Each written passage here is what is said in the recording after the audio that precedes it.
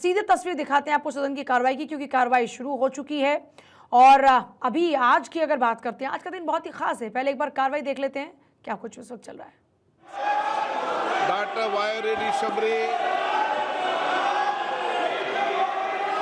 So in my constituency, that is Rollapadu Wildlife Sanctuary, it was established in 1988. The main sole reason is to protect the great Indian bustard birds, which is an endangered species, and it is scheduled one species. So out of which only 140 species are there globally, and not a single species was sighted in Rollapadu Wildlife Sanctuary, sir. So I would like to ask the Honourable Minister through you, sir, whether this project can be taken up on priority basis in integrated development of wildlife scheme, and also like in Rajasthan how we have created the breeding spot naturally, can the breeding and conservation areas be provided in Rollapadu Wildlife Sanctuary, sir? Thank you. माननीय अध्यक्ष महोदय, integrated development plan of wild life habitat ये केंद्र सरकार के द्वारा प्रायोजित की गई एक स्कीम है। इस स्कीम के अंतर्गत हम राज्यों के साथ उनका जो शेयर है उस शेयर के आधार पर इस स्कीम को हम आगे चलाने का काम करते हैं।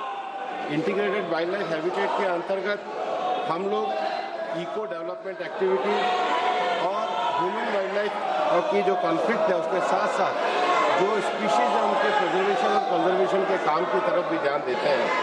माननीय सदस्य महोदय ने जो एक स्पेशली एंडेंजर्ड स्पीशीज के बारे में पूछा है, ऐसी जो 24 स्पीशीज है वो इसके अंतर्गत शामिल है। भारत सरकार ग्रेट इंडियन बस्टर्ड को पूरी तरीके से बचाने के लिए प्रतिबद्ध है। अभी इसका कार्य राजस्थान में किया जा रहा है और वही कार्य को अभी हम लोग कर रहे हैं, उस हैबिटेट को मैनेजमेंट कर रहे हैं। आंध्र प्रदेश से अगर कोई स्पेशल प्लान हमारे लिए आएगा तो निश्चित रूप से केंद्र सरकार उस पर ध्यान देगी। माननीय सदस्य, honourable member supplementary. So under integrated development of wildlife habitat, all the states have been from 2021 to 24 have been sanctioned 243 crores, but the state of Andhra Pradesh has not been sanctioned, maybe because of the negligence of the previous government. So I would like to request if the Honourable Minister through you, sir, if the financial assistance can be given to the state of Andhra Pradesh on emergency basis, as we have major wildlife sanctuaries in our state. Thank you, sir.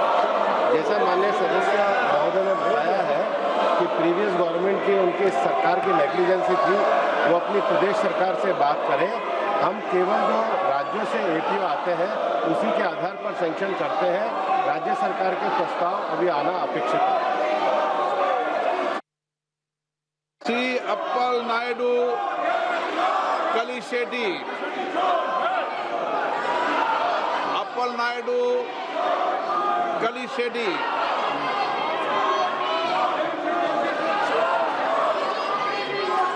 Anoop Dhotre.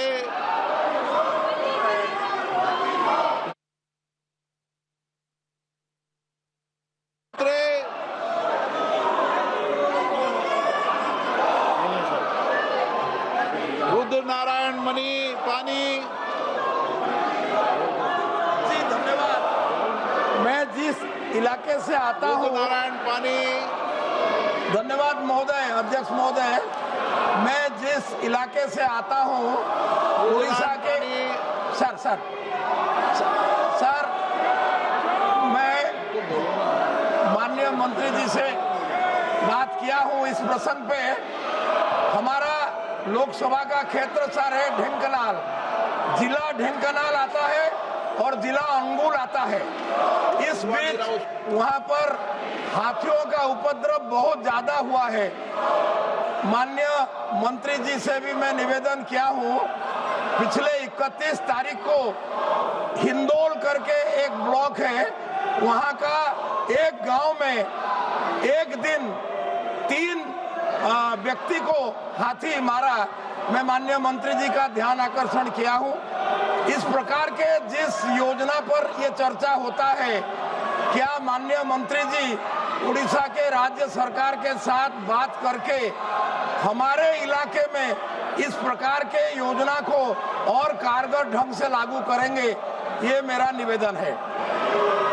माननीय अध्यक्ष महोदय, हम लोग project elephant के ऊपर काम कर रहे हैं और प्रोजेक्ट एलिफेंट के अंतर्गत हम पूरे देश में एलिफेंट रिजर्व डिक्लेयर करने का काम कर रहे हैं। एलिफेंट रिजर्व के लिए इफेक्टिव मैनेजमेंट जो है उसके एवोल्यूशन के लिए काम कर रहे हैं। तो दोनों ही सदनों में जोरदार हंगामे की तस्वीरों को इस वक्त आप देख रहे हैं, आगे भी तस्वीरें आपको दिखाएंगे।